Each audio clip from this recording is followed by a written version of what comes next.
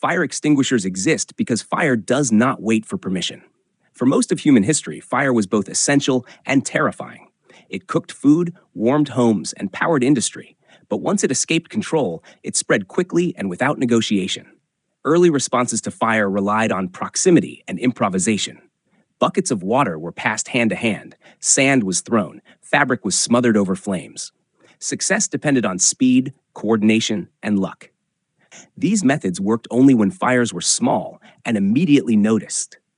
Once a fire grew beyond its point of origin, individual action became ineffective. Firefighting became a specialized task requiring equipment, training, and collective effort. The gap between ignition and catastrophe was short. The fire extinguisher was created to live in that gap. It was not meant to replace firefighters. It was meant to delay disaster long enough to prevent escalation. That distinction shaped every aspect of its design.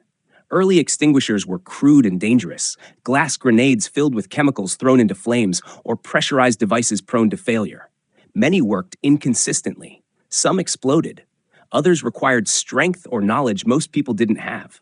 The problem was not just putting out fire, it was putting out fear. In an emergency, people lose fine motor control. They forget instructions. They panic.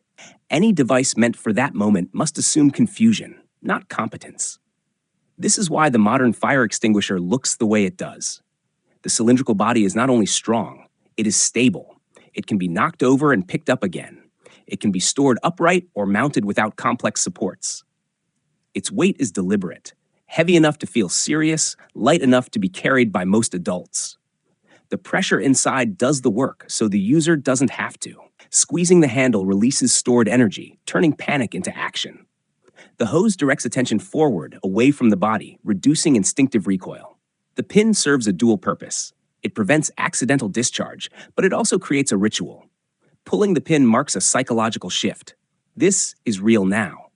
That pause, brief as it is, centers the user. Instructions are simplified because explanation fails under stress. The extinguisher does not tell you why. It tells you how. Aim, squeeze, sweep. The words are chosen not for elegance, but for memory. Color matters too. Red is not subtle. It demands attention without explanation. In a room filled with smoke, red contrasts. In a wall of neutral tones, it signals urgency. Standardization is critical. A fire extinguisher must look familiar even if you've never used one. Consistency across buildings reduces hesitation.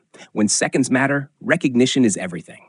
And yet, most fire extinguishers will never be used. That is not waste. That is the point.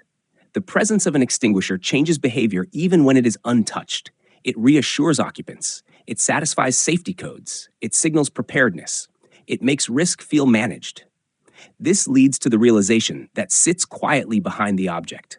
A fire extinguisher is not primarily a tool. It is a promise that fire will not be allowed to grow unnoticed, a promise that someone, anyone, has a chance to intervene before the moment is lost. It gives power to the untrained, but only briefly, and only within limits. Those limits matter. Fire extinguishers are intentionally finite. They empty quickly. They do not encourage heroics. They are designed to fail fast once their job is done.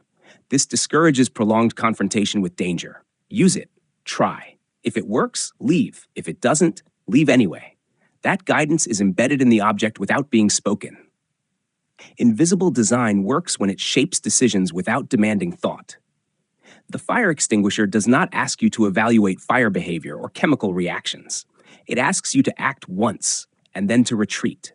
Its success is measured not in flames extinguished, but in disasters prevented.